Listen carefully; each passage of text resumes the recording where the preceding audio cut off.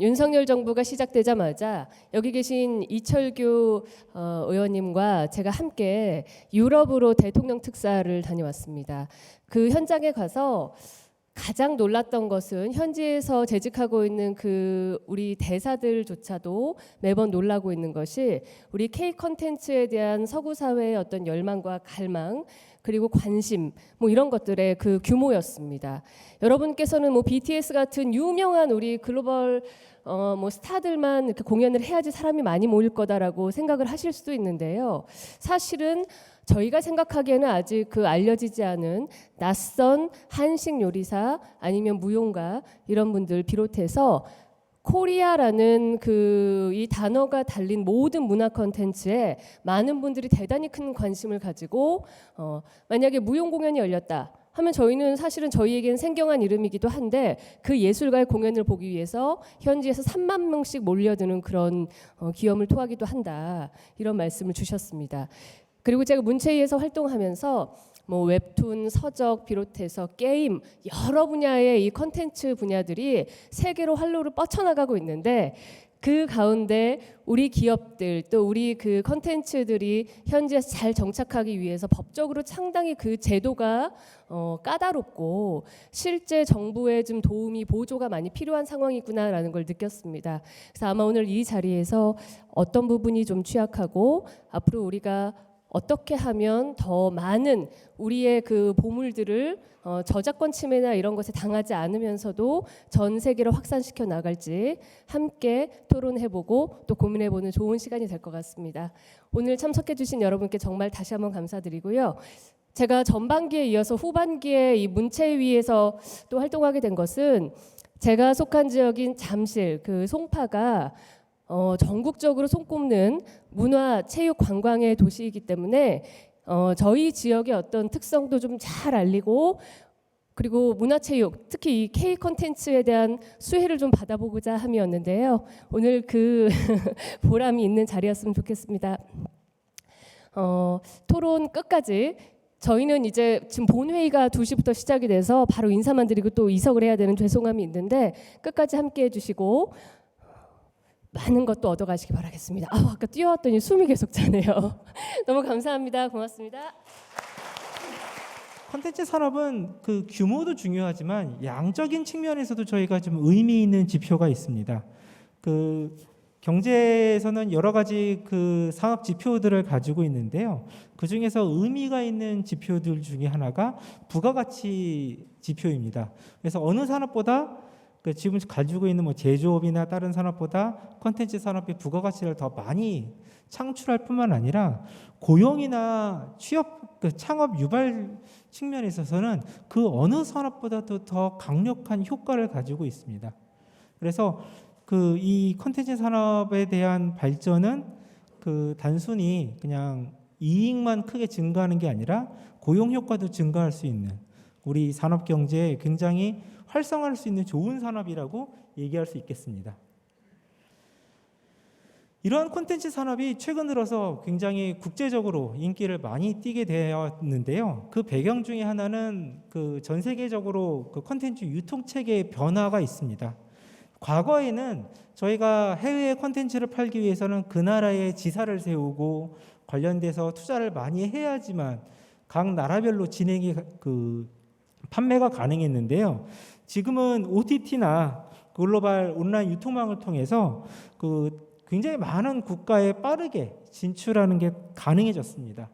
이상한 변호사 우영우의 경우에 약 넷플릭스를 통해서 160개국의 동시 그 개봉을 진행하였고요. 언어도 약 31개의 언어를 서비스하고 있습니다.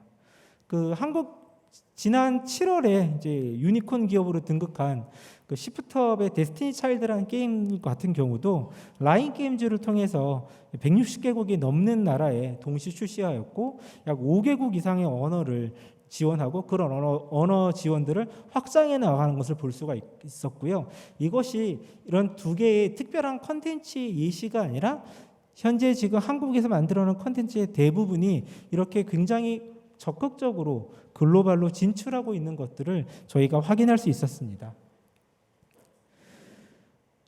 그러면서 이제 한 콘텐츠가 해외에 나가면서 이제 한류라는 단어를 저희가 얻게 되었는데요. 과거의 한류는 중국이나 일본 또는 동남아시아의 일부 지역에 국한되는 어떻게 보면 매니악한 문화로서 지칭되는 용어였습니다. 하지만 지금 시간이 지나면서 이제 한류는 단순하게 어떤 특정한 사람들이 즐기는 콘텐츠가 아니라 굉장히 범용적으로 즐기는 초고가적 대중문화라는 단어를 문화학자들이 사용하고 있는데요. 이런 지위를 획득하는 데까지 도달했습니다. 여기 지금 PPT에 보이는 표는요. 문화체육관광부의 2020년 신한류 진흥정책 추진 계획에 나와 있는 표입니다. 학자들이 최근에 한류 구분할 때 이 표를 많이 활용하고 있는데요. 이걸 만들었던 시점에서는 사실은 신한류라는 개념은 이랬으면 좋겠다라는 희망사항이었던 것 같습니다. 그런데 지금은 이런 것들이 희망사항이 아니라 현실로 돼서 지금 세계적으로 인정을 받고 있는 그런 변화들을 저희들이 지금 보고 있습니다. 이런 한국 문화의 인기는 이 콘텐츠 산업에만 국한되지 않고요. 다른 제조업이나 관광산업 등 한국 경제 전반에 영향을 미친다는 것들이 현재 알려져 있습니다. 굉장히 많은 학자들이 한류가 관광이나 제조업에 영향을 미치는 현상들을 발견하고 왜 이런 현상들이 발견하는가에 따라서 다양한 연구를 진행하였습니다.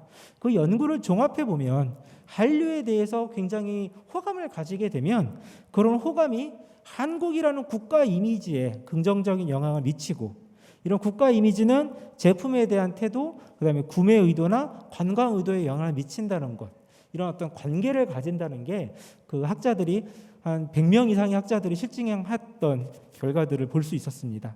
또한 경제적으로도요. 한국 콘텐츠가 많이 팔리는 국가에서 한국으로 관광으로 오는 관광객이 유의미하게 증가한다는 것들을 저희들이 확인할 수 있었고요. 또한 그 국가에서 한류의 인기와 함께 한국 콘텐츠 인기와 함께 한국 제조업이나 화장품의 매출이 의미 있게 증가하는 것들이 많은 학자들이 정교한 경제 분석을 통해 실증을 이미 진행하였습니다. 한국 문화가 이렇게 발전하고 이렇게 수출도 잘 되고 그러면은 굉장히 좋아야 되는데요. 또 한편으로는 좀 두려움이 앞서는 게 사실입니다. 사실 한류 콘텐츠가 왜 이렇게 인기를 끌까라는 연구들이 꽤 많이 진행됐는데요. 2011년에 진행됐던 한 연구에서는 한국 문화가 그 나라에 무해하기 때문에 인기를 끌었다라는 주장도 있었습니다. 그러니까 한국이라는 나라가 그 나라의 문화에 이렇게 위협적으로 느껴지지 않았기 때문에 수용하는 데 거부감이 없었다라는 것들이 등장하고 있는데요. 최근에는 한국 콘텐츠가 이렇게 인기를 끌다 보니까 위협적으로 느끼고 한국 콘텐츠에 대한 규제의 강도를 높여가는 국가들이 많이 증가하고 있습니다. 그중 몇 가지 사례를 예를 들어보자면 중국 콘텐츠 같은 경우 사실 중국에서는 광전총국이라는 곳에서 모든 콘텐츠에 대해서 심사를 진행합니다. 그래서 심사 기준은 문장으로 보면은 굉장히 명료합니다. 그래서 미풍양속을 해치지 않고 중국 민족의 우수 문화를 침해하지 않는 내용을 담아야 된다. 그런데 이게 실제 해석으로 들어가면 주인공이 바람둥이다. 그러면 중국 콘텐츠로서 적합하지 않다라든지 외계인이나 귀신이 나오면 중국에서 상영이 불가능하다든지 이런 저희들 기준하고 납득하기 어려운 몇 가지 판정 기준으로 인해서 현장에서 굉장히 많은 어려움을 겪고 있습니다. 또한 이런 기준들이 되게 불확실하다 보니까 창작자와 기업들이 중국에 수출하기 위해서 이런 기준들을 얘기함에 있어서 굉장히 어려움을 토로하는 경우도 굉장히 많습니다. 일본 같은 경우는 굉장히 독특한 법제도들이 굉장히 많은 나라인데요. 그중 한국 콘텐츠 회사들이 가장 어려움을 겪었던 법은 자금결제법이라는 법입니다. 지금 저희 콘텐츠들은 대부분 다 게임 안에서 또는 웹툰을 보기 위해서는 웹툰 서비스 안에서 가상 재화들을 구매하고 그 재화를 바탕으로 다시 콘텐츠를 구매하는 이런 이중 구조를 가지고 있습니다. 저희한테 굉장히 보편적인데요. 일본에서는 이런 경우에 반드시 어느 이상 규모의 가상 재화가 넘치게 되면 공탁을 하게 되어 있습니다. 어마무시한 돈을 일본 정부에다가 공탁을 해야 되는데요. 이런 규정을 잘 몰라서 어려움을 겪는 경우가 많습니다. 특히 저희가 서비스로 어떤 재화들을 제공했을 때 이런 서비스로 무상으로 제공한 재화랑 유상으로 제공한 재화를 구분하지 않으면 그 공탁 기준을 금방 넘어버리게 되고 이로 인해서 문제가 발생하는 경우도 있습니다.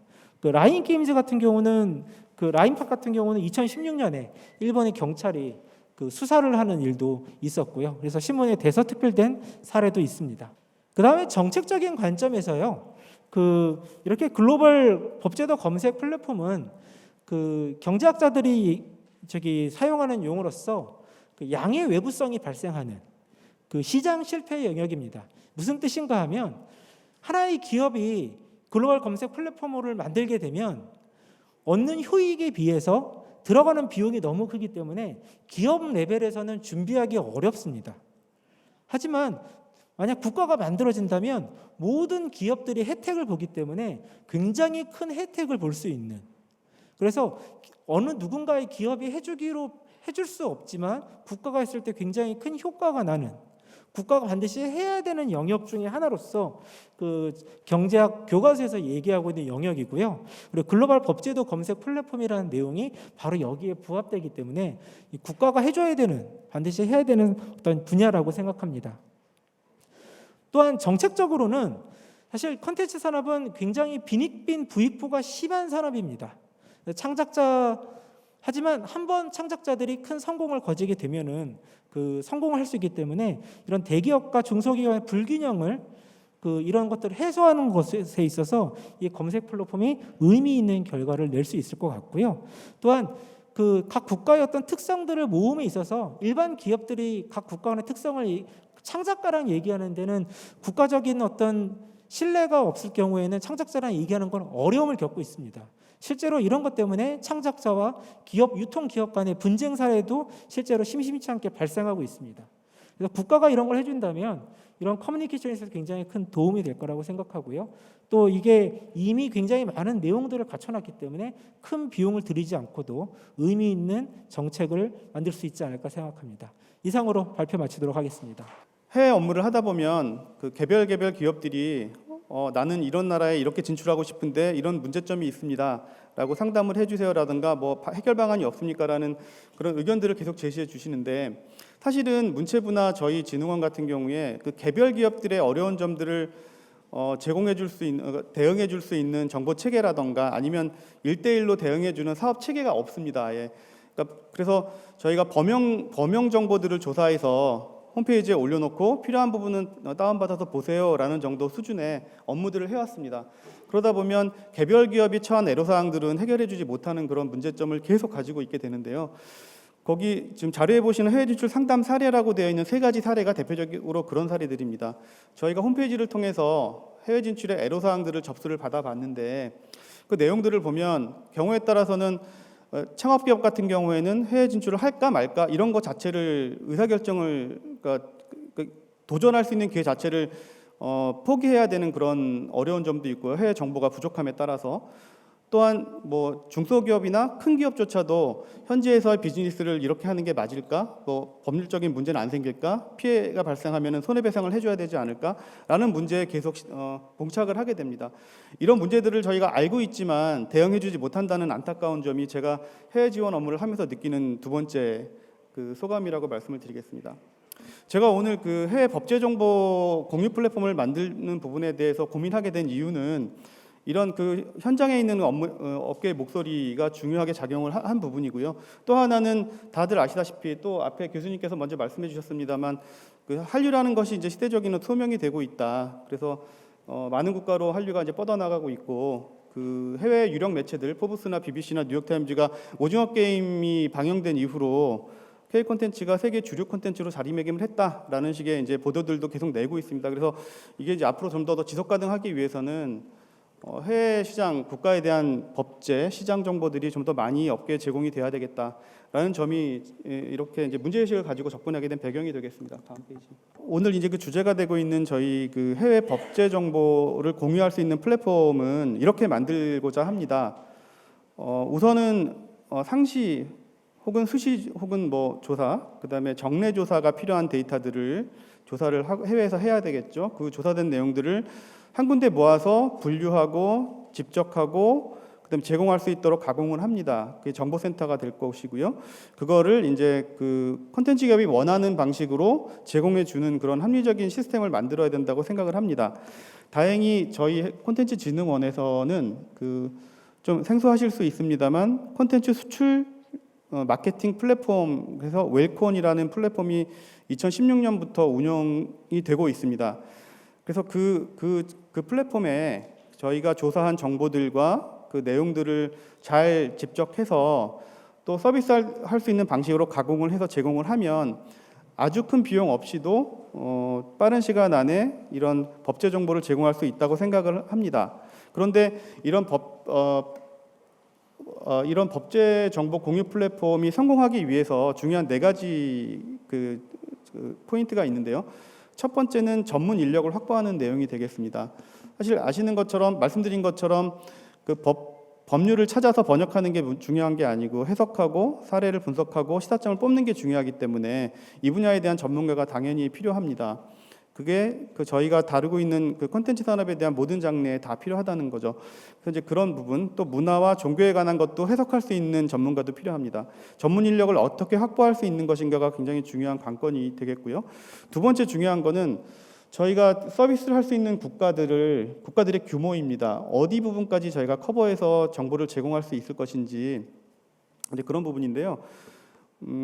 그 콘텐츠진흥원에서 지금 해외에 거점을 운영하고 있는 곳이 10개 국가가 있습니다. 그리고 내년에 5개 국가 정도를 더 늘릴 계획을 가지고 있는데 저희가 거점을 운영하는 국가들은 다행히 그 K 콘텐츠 수출이 그래도 조금 많이 되고 있고 그다음에 시장의 매력도가 좀 있는 곳들입니다. 그런데 이 15개 국가의 정보만 제공한다고 해서 그 10만 개의 콘텐츠 기업들의 니즈가 다 충족되지는 않을 거라고 생각을 합니다. 그 한류가 확산됨에 따라서 진출할 국가들도 굉장히 많아지고 있기 때문입니다. 그래서 저희가 운영하고 있는 해외 거점을 기반으로 해서 정보를 수급하는 체계를 생각을 하고 있는데요. 그렇게 하려면은 거점을 최소한 해외 문화원이 운영되고 있는 33개 국가까지는 좀 늘려서 정보를 제공해야 되지 않겠느냐라는 판단을 하고 있습니다. 그래서 정보 제공 대상 국가들도 굉장히 중요하다라는 것을 두 번째 성공 요소로 말씀을 드리겠고요. 세 번째 성공 요소는 그 협업 체계를 구축하는 겁니다. 앞에서도 말씀드렸습니다만 이게 이제 다 정부 자금으로 제공할 수는 없기 때문에 기존의 기관들과 제휴하는 그런 지혜가 굉장히 많이 필요하다라는 말씀을 드리겠고 마지막으로 중요한 건 업계의 참여 부분입니다. 사실 수요를 제기하는 거는 업계고 그다음에 수요를 발굴하는 것도 업계입니다. 업계가 뭐 요청하지 않는 정보를 정부 자금을 들여서 뭐 만들고 할 이유가 없는 거죠. 그래서 이게 만들어 놓고 이용되지 않는 플랫폼이 되지 않기 위해서라도 업계가 적극적으로 참여하는 방안이 필요한데 이제 그 부분에 대해서 저희가 마일리지와 바우처 시스템을 도입해서 하자는 그 내용을 이제 방안에 담고 있습니다. 이게 좀 상세한 설명을 드리긴 좀 시간상 어렵지만 열심히 정보를 찾는 기업한테는 바우처를 제공해서 필요로 한 정보를 맞춤형으로 제공해주는 부분까지 저희가 생각을 하고 있다. 이렇게 이해를 해주시면 되실 것 같습니다. 저희가 해외 법제 정보 공유 플랫폼을 만드는 게 원래 목표는 아니고요. 그 한류나 K 콘텐츠가 좀 더 세계적으로 확산해 나가게 하고 그 한류와 K 콘텐츠 확산에 정보에 대한 헤게모니를 저희가 우리나라가 갖고 뭔가 주도할 수 있는 그런 그림이 필요하다라는 생각을 조금 해보고 있습니다. 그래서 그 중기적으로는 법제 정보 공유 플랫폼을 한류나 K 콘텐츠 기반의 지식 정보를 공유할 수 있는 플랫폼으로 좀 확대 발전을 시켜 보겠다라는 생각을 갖고 있습니다. 이게 이제 뭐 앞에 그 한류 기반 글로벌 지식 공유 플랫폼이라고 말씀을 드렸는데 글로벌이라는 이름을 썼다는 얘기는 사실은 이제 우리나라에서 만든 생산한 정보만 뭐 올려놓고 공유하고 하는 것으로서는 충족되지 않는 것이고요. 그래서 세계 그 지식 싱크탱크라고 할 수 있는 지식 집단들이 한류에 관해서 같이 고민하고 같이 공동 프로젝트를 수행하고 그런 것들을 할 수 있는 프로그램들을 좀 마련해서 관련된 정보들을 좀 모으는 그런 플랫폼도 향후에 좀 저희가 지향하면서 진행을 하고 싶다라는 말씀을 드리겠습니다. 그래서 이런 정보 공유 플랫폼과 지식 기반의 지식 공유 플랫폼들을 만들기 위해서 제안을 드리고 싶은 부분은 지식 정보 네트워크입니다. 이게 이제 국내외 그다음에 정부와 민간들이 다 같이 참여하는 지식들을 공유하고 축적하고 재활용할 수 있는 그런 네트워크를 만드는 일을 먼저 시행을 해야 된다. 그것이 그 콘텐츠 기업이 필요로 하는 4가지 형태의 정보, 그것들을 원활하게 세계 각국으로부터 수급해 오고 공유할 수 있는 그런 방안이다라고 생각을 합니다. 그래서 그 국내 지식정보 네트워크를 만드는 부분들을 내년부터 좀 본격적으로 진행을 해보고자 하는 내용에서 이런 제안들을 같이 드리고, 관심 있는 기관이나 뭐 분들의 같이 참여와 관심도 필요한 부분이라고 생각합니다. 예, 지금까지 말씀드렸던 이런 그 해외 그 법제 정보 그리고 지식 정보에 관한 그런 플랫폼을 좀 원활하게 수행하기 위해서는 예산과 전문 인력 그리고 기업의 눈높이에 맞는 정보 분류 체계 등이 필요하다는 거죠. 그리고 이제 마지막에 말씀드렸던 것처럼 국내외 민과 관이 참여하는 지식정보 네트워크도 필요하다. 이렇게 4가지 고려사항을 좀 말씀을 드리는데요.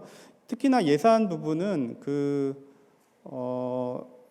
정보를 수급하기 위한 거점을 늘리는 부분에 관한 것과, 그리고 그다음에 이제 그 33개 국가의 그 정보들을 수급하고 해석하고 사례를 조사하고 하는 부분들에 들어가는 정보 인프라를 만드는 부분, 그리고 그 국내외 네트워크를 만들어서 그런 국제 싱크탱크가 작동할 수 있는 그런 것들을 수행할 수 있는 사업 예산들이 반영이 됩니다. 그래서 이런 것들을 33개국 기준으로 추산을 해보면 저희가 좀 필요로 하는 예산은 상당 규모가 됩니다. 한 200억 정도 생각을 하고 있는데요.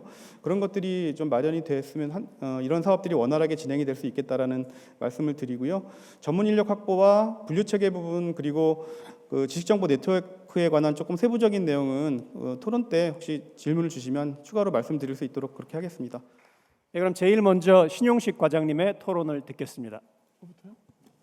오늘 유창석 교수님하고 박영일 부장님 두 분의 말씀 들으면서, 물론 제가 한류지원 협력과를 담당하고 있는데, 한류지원 협력과의 이름을 들어보시면 아시겠지만 그 지원은 이렇게 정부가 민간이나 이렇게 여러분들이 지원하는 다각적 지원의 역할을 가지고, 협력은 정부 내에서 또는 정부 간 또는 정부와 민간 간 협력을 같이 하는 정체성을 가지고 있는 그 과의 담당 과장이고요.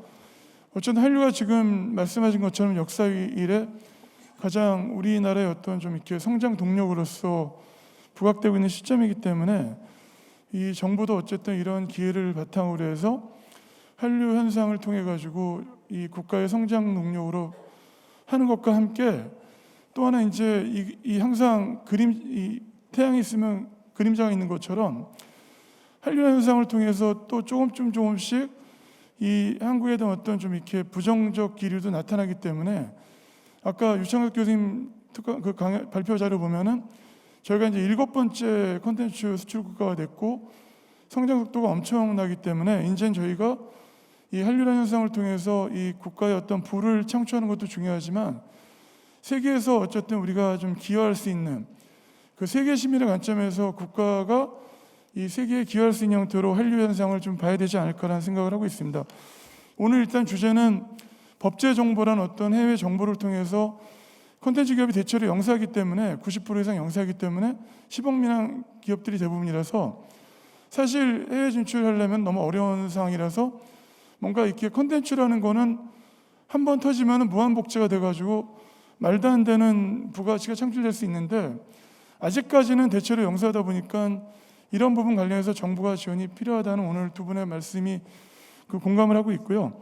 특히 이 해외 쪽에서 이루어지는 현상들이 벌어지고 있는데, 기업들이 좀 작고 영세하다 보니까 뭐 이렇게 IP라든지 아니면 법인 등록이라든지 해외 정보라든지 이런 전반적인 것들을 하기 어려운 상황이라서, 말씀하신 것처럼 이 오늘 말씀해 주신 이 법제 정보를 포함한 어떤 이 정보, 그 다음에 다양한 내용을 포괄할 수 있는 플랫폼을 만드는 거에 대해서 공감을 하고, 그 또한 이거 관련해서 사실 어떻게 보면 이 정부가 그동안 시도하지 않았던 영역이기 때문에 이 부분 관련해서는 앞으로 좀 이렇게 국회에서 좀 오늘 배현진 의원님이시라고 뭐 또 다른 의원님들이 많이 관심을 가지셔가지고 이 토론회가 벌어지게 됐는데 이 예산의 어떤 좀 지원 같은 게 좀 많이 필요하지 않을까라는 공감을 좀 했습니다. 그리고 콘텐츠 수출을 통해서 일자리와 이 선순환 구조가 만들어지는 산업 생태계가 만들어지는 그 시기라고 생각하기 때문에 오늘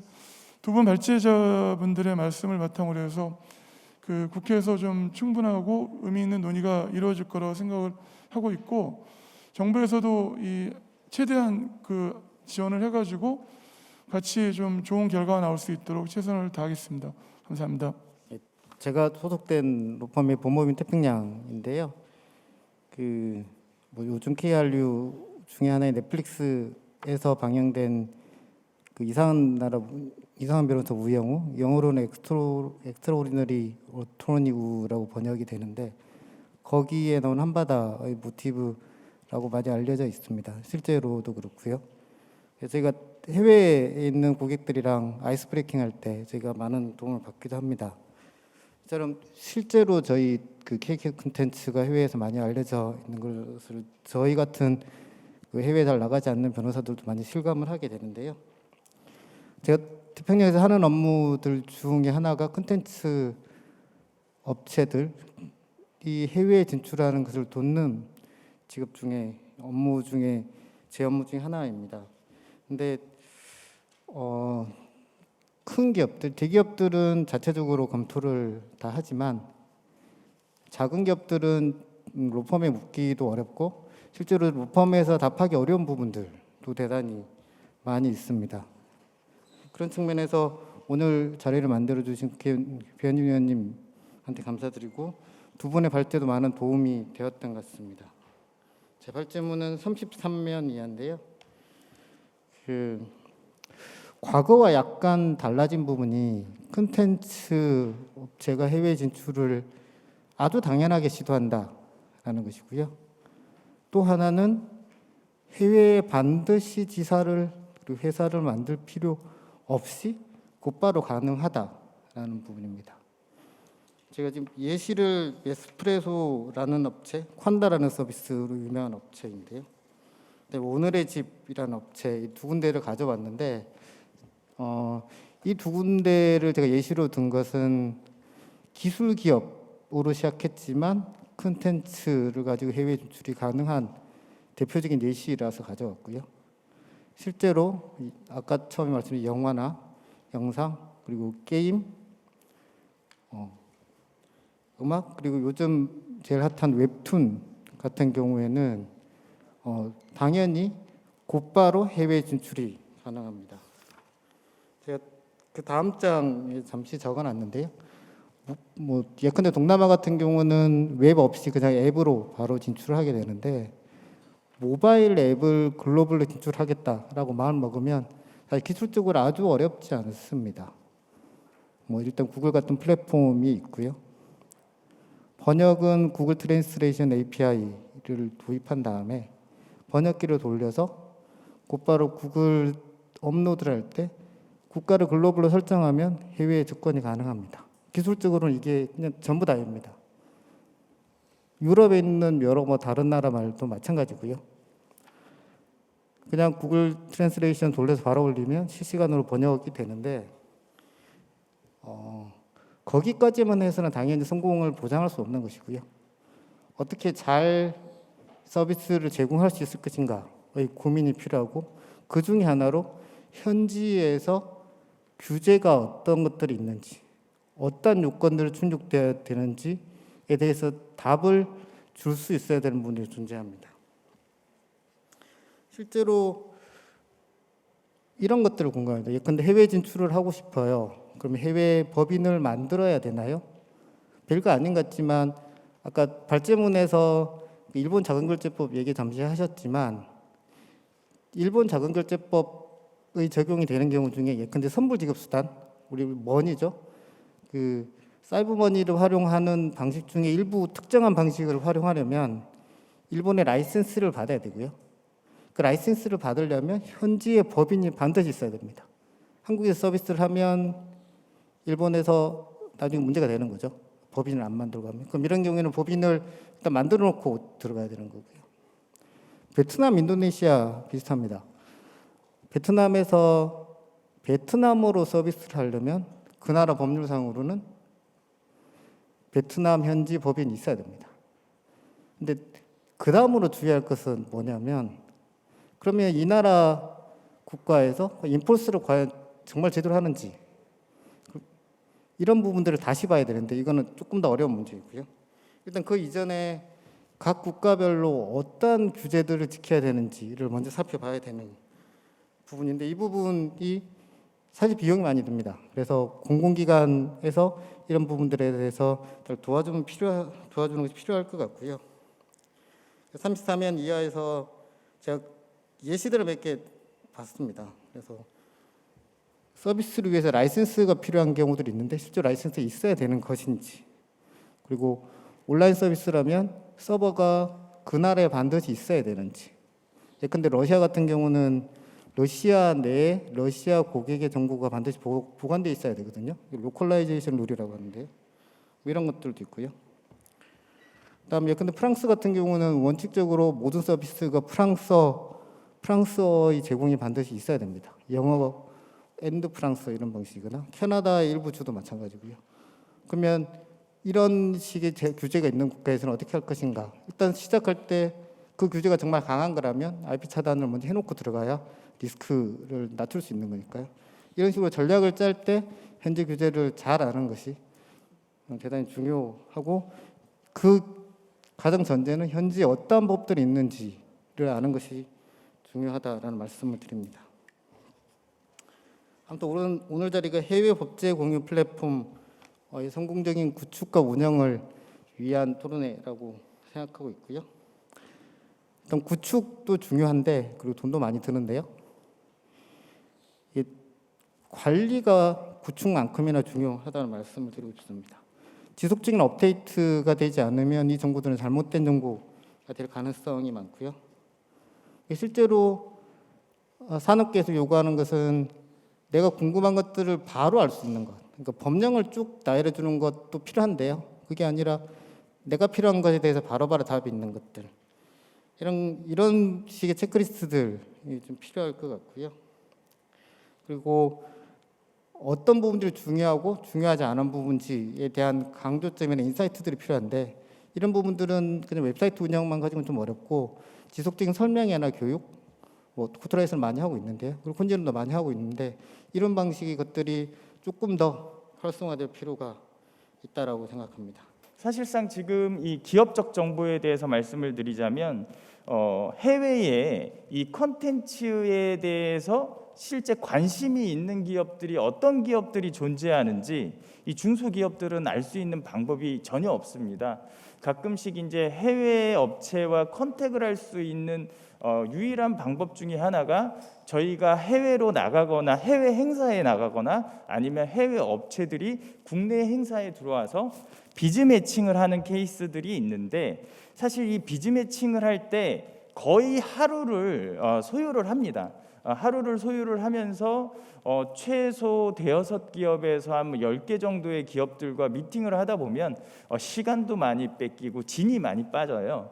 근데 저희는 실제 이 기업들이 저희가 갖고 있는 정보를 오히려 얻고자 해서 미팅을 진행하는 것인지 단순한 호기심인지 아니면 실질적으로 이 저희가 갖고 있는 IP나 여러 가지 이 비즈니스에 대해서 관심이 있는 건지 거래 의지가 있는 건지 이런 부분들을 구분을 할 수가 없습니다. 그렇기 때문에 이런 각 기업들에 대해서 이 나라별로 어떤 기업들이 실제 이 콘텐츠에 대해서 좀 실제 비즈니스들을 운영을 하고 있는지 그리고 또 국내 기업들과의 거래를 통해서 이런 성공 사례들을 또 갖고 있는 케이스들이 있는지 혹은 오히려 악용된 케이스는 없는지 이런 부분들에 대한 좀 정보를 제공함으로써 이 기업에 대한 이 시행착오라든지 실패가 되는 그런 사례들도 많이 줄일 수 있도록 함께 제공이 됐으면 좋겠다라고 생각이 됩니다. 그리고 두 번째로는 이 시장에 대한 분석, 예측, 소비자 성향 이런 부분들에 대한 정보들도 좀 필요하다고 생각이 되는데요. 기본적으로 해외에 진출을 하면 상당히 뭐 긍정적으로 판단할 수는 있겠지만 해외에 진출하는 그것 자체로 저희가 성과라고 얘기할 수는 없지 않습니까? 해외에서 진출했을 때 거기에서 어떤 성과가 일어나는지 이런 부분들이 저희가 굉장히 필요한데 실질적으로 저희가 해외 진출을 시도하다 보면 진출 자체는 상당히 용이한데 그들도 상당히 호의적이고 용이한데 막상 진출하고 났을 때 실효성 자체는 없는 그런 해외 시장도 있습니다. 그래서 이런 곳에는 사실 진입이 쉽다 보니까 굉장히 별 생각 없이 부담 없이 들어가게 되는 경우가 있는데 막상 진출 자체가 리스크가 되는 경우들이 있기 때문에 이런 부분들에 대한 그 정보도 좀 함께 되어야 될 것 같고요. 반대로 진출 자체는 어려울 수 있지만 진출하고 나면 현지에서 자리만 잡을 수 있다면 실효성 자체는 상당히 오래 갈 수 있는 그리고 좀 크게 가져갈 수 있는 그런 정보들, 그런 국가들이 있을 겁니다. 그래서 이런 부분들, 진출은 용이하나 실효성은 없는 곳, 진출은 어려우나 실효성은 높은 곳, 이런 부분들에 대한 정보도 좀 필요할 것 같고요. 현재는 예를 들어서 저희 웹툰 산업에 대해서 수용하는 부분들이 상당히 적극적이지만 사실상 나중에는 자국화가 될 것이기 때문에 시장 자체는 위축될 가능성이 높은 곳이 있을 겁니다. 그리고 현재는 소극적이긴 한데 시장만 형성되면 저희가 현지화돼서 오랫동안 그 시장을 유지할 수 있는 곳이 있을 거예요. 그래서 이런 부분들에 대해서도 조금 더 중장기적인 정보에 대한 것들이 좀 필요하지 않을까. 그래서 현재는 적극적이지만 나중에는 자국화가 돼서 시장 자체는 위축이 될 곳, 그리고 현재는 소극적이지만 나중에 현지화는 안정적으로 오래 될 수 있는 곳, 이런 부분들에 대한 접근도 필요하다고 보고 있고요. 그리고 이제 저희가 웹툰이니까 웹툰을 예로 들면 웹툰 기업이니까 웹툰이라는 컨텐츠니까 해외로 진출할 때는 반드시 웹툰으로만 진출이 되어야 하냐?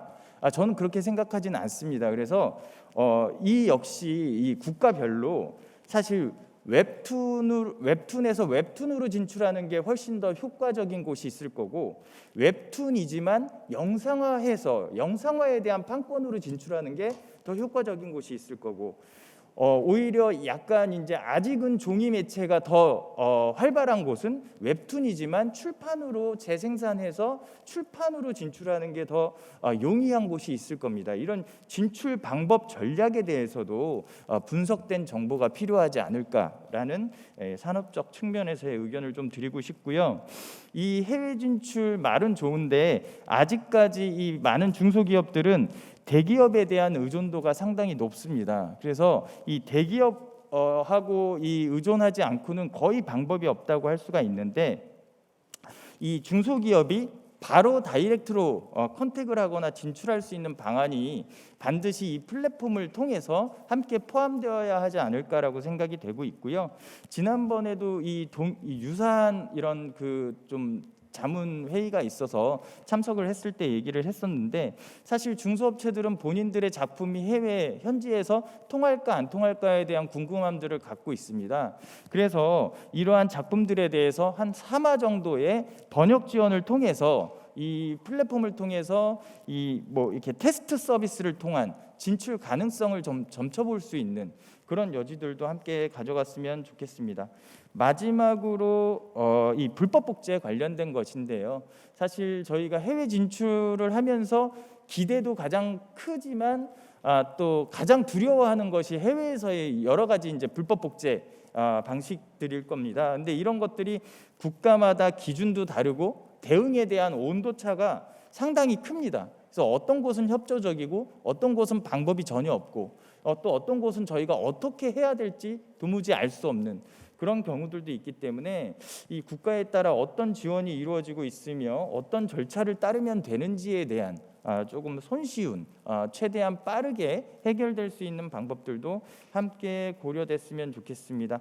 마지막으로 이러한 법제 정보 공유 플랫폼이 됐던 중장기적으로는 글로벌 지식 정보 공유 플랫폼이 됐던 이 정부 기관에서만 할 수 있는 것이 아니라고 판단하기 때문에 각 콘텐츠 협 단체와의 긴밀한 협력이 필요할 거라고 보고 있고요. 이 부분이 좀 적극적으로 이루어졌으면 좋겠습니다. 그리고 정보 제공에 대해서 참여되는 기업들에 대해서는 여러 가지 좀 혜택 방안에 대해서도 좀 같이 고려가 돼야 조금 더 적극적인 참여가 될 수 있지 않을까 생각을 하면서 이상 의견을 말씀드리도록 하겠습니다. 감사합니다. 이미 그 데이터나 아니면 이런 지식을 기반으로 일을 할 수 있는 법제도 기반은 상당히 잘 갖춰져 있습니다. 한국이 이제 선진국답게 디지털 플랫폼 정보부터 해서 이미 전 정권에서 데이터 기반 행정법도 만들었고요. 그리고 공공 데이터 관련돼서는 뭐 OECD 국가 중에 대한민국이 가장 앞서 있습니다. 이른바 데이터를 활용해서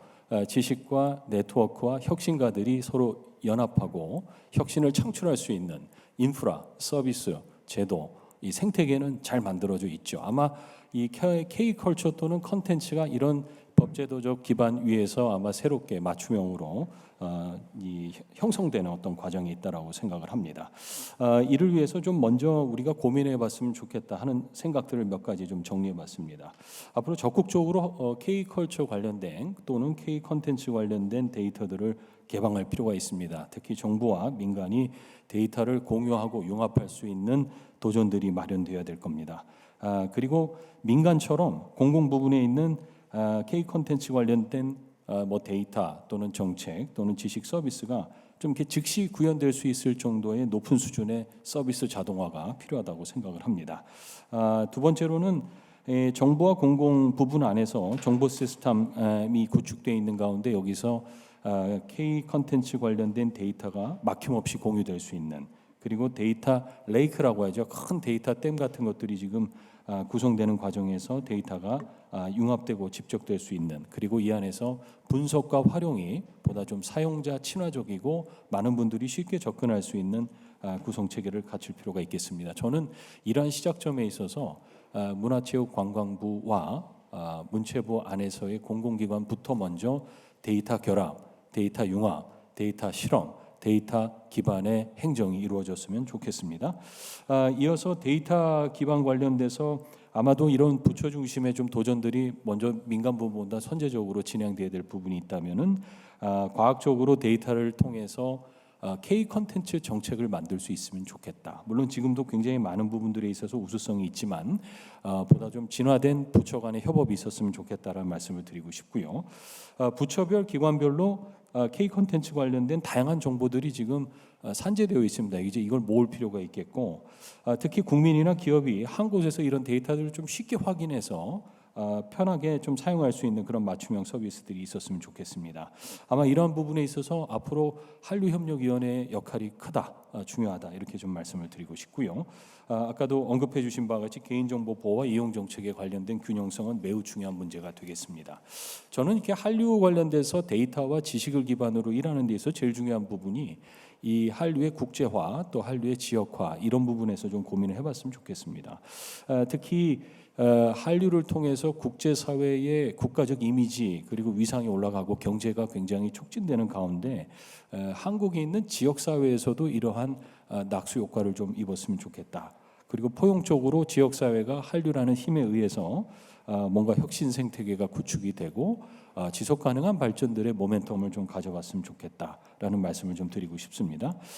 두 번째로는 국제사회 안에서 지금 한류 관련된 또는 K 콘텐츠 관련된 집단지성을 구축하고 있는 사례들이 다분히 포착이 됩니다. 아마 내일 제가 떠나는 OECD 회의에서도 이 K 콘텐츠나 한류에 대한 이제 집중적인 어떤 연구 그리고 분석 그리고 가치 해석에 대한 이제 시도들이 있는데, 저는 아까 말씀드렸던 어떤 신한류 관련된 방향성에 대해서 앞으로 우리나라 부분도 굉장히 좀 적극적으로 가야 될 부분이, 우리가 어떤 부분을 만들어서 정의해서 우리 이 일방적인 목소리로 전달하는 어떤 그런 지식 생태계나 데이터 생태계는 더 이상 유효하지 않다라는 생각을 하고요. 적극적으로 이 지식을 만들고 데이터를 활용하는 주체들, 뭐 국제기구가 있겠고요. 또 글로벌 사회 띵크탱크들이 있을 겁니다. 또 학계들이 있겠죠. 이런 유수의 글로벌 패러다임을 정립하는 분들과 빨리 협동 과제들이나 아니면 협력적인 네트워크 또 프로젝트들이 있었으면 좋겠습니다. 또 플랫폼 경제에서 기업이나 스타트업, 연구소와 같이 글로벌 혁신가들이 움직이고 있는 그런 조직들과 함께 이렇게 일할 수 있는 국가적 차원의 국제개발 협력 지원 또는 ODA 또는 공공외교 전략들도 수반될 필요가 있다라는 말씀을 꼭 드리고 싶습니다.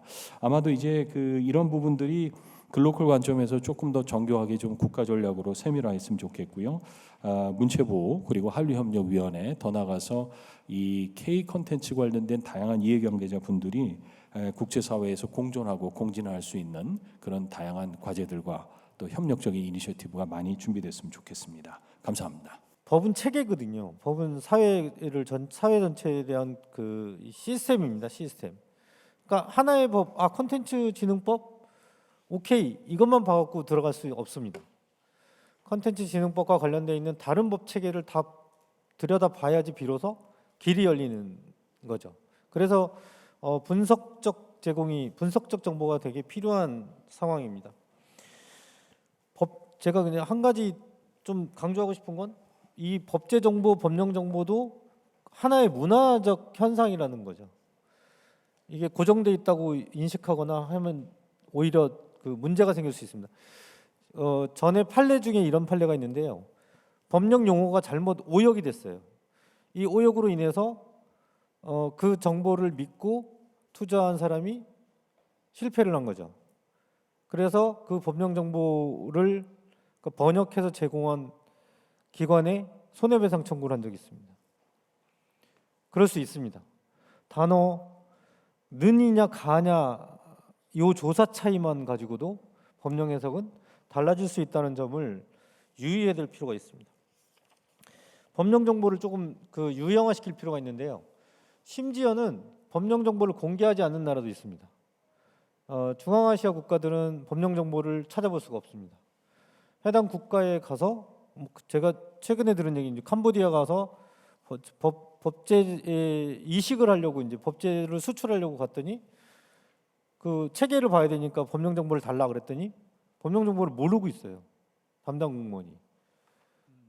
예. 이게 이제 현실인 나라들이 있는 거죠. 우리가 이제 유럽이나 이렇게 선진 국가들은 법령 정보가 체계화되어 있는데 동남아시아나 중앙아시아 국가들은 그렇지 못하다. 그렇지 못했을 때 오히려 우리 법을 소개해서 우리 법을 만들어주는 우리 법을 이식시키는 노력도 사실은 필요하다. 보통 US 코드 뭐 유럽 코드 이렇게 얘기하지만 K 코드 방식도 이제 수출하는 같이 따라가는 방법도 한번 생각해 볼 필요가 있다. 그리고 K 지식 정보 네트워크이라고 하는 측면인데요. 제가 이 토론 준비하면서 외국에서 한류를 어떻게 바라보고 있는가를 좀 살펴보기 위해서 검색을 했더니 한류 연구자들이 의외로 많아요. 근데 그게 되게 다 긍정적이냐 하면 그렇지 않은 측면도 있습니다. 그러니까 문화적 저항이 없을 수가 없어요. 그랬을 때 한류 산업을 좀 지속적으로 끌고 가기 위해서는 사실은 저는 신한류 인류라고 그러는데 한류 인류를 만들어 가야 되는 거죠. 금발머리에 파란 눈에 사람이 한류를 이야기하고 한류를 지속적으로 관심을 가질 수 있도록 해야 된다. 그리고 문화의 향유자는 세대를 거쳐서 계속 지속적으로 이루어지지 않습니까? 제가 어렸을 때 경험했던 그 문화의 대상이 중간에 사라지는 일은 없어야 되겠다. 이런 측면에서도 정보의 제공이 단순히 지금 현재의 것이 문제가 아니라 그것들을 지속적으로 쌓아나가야 된다. 그래서 제가 지금의 20대가 60대가 됐을 때도 BTS 정보를 찾아볼 수 있도록 해야 되는 구도죠. 이게 데이터가 중요한 요소 중에 하나라는 말씀을 드리고요. 재원 문제를 말씀을 안 드릴 수가 없습니다. 처음에 초기에 정부가 많은 돈을 들여서 플랫폼을 구축할 수 있습니다. 구축해야 됩니다. 그 다음이 문제죠. 그러면 지속적으로 이걸 할 거냐? 정부 사업의 기본이 제가 알기로는 5년인데요. 5년 후에 돈이 안 돌면 또 이제 그 예산이 투입이 되지 않으면 요번에 200억, 그 다음부터 계속 200억 해갖고 1조를 투입했다. 그럼 계속 200억씩 할 거냐? 이건 또 상황이 좀 다를 수 있습니다. 그래서 좀 지속적인 재원을 확보하고 지속적인 운영을 위해서는 기본적으로 민관 협력 사업이 되겠다. 이게 되게 중요한 요소 중에 하나고, 그리고 정치적인 중립성, 정책의 지속성이라고 하는 관점에서 보면 이걸 공익재단과 같은 형태로 해서 산업계도 참여할 수 있는 구도를 만들어 주는 것이 중요하겠다. 예, 한류는 기본적으로 문화에서 시작된 거 아니겠습니까?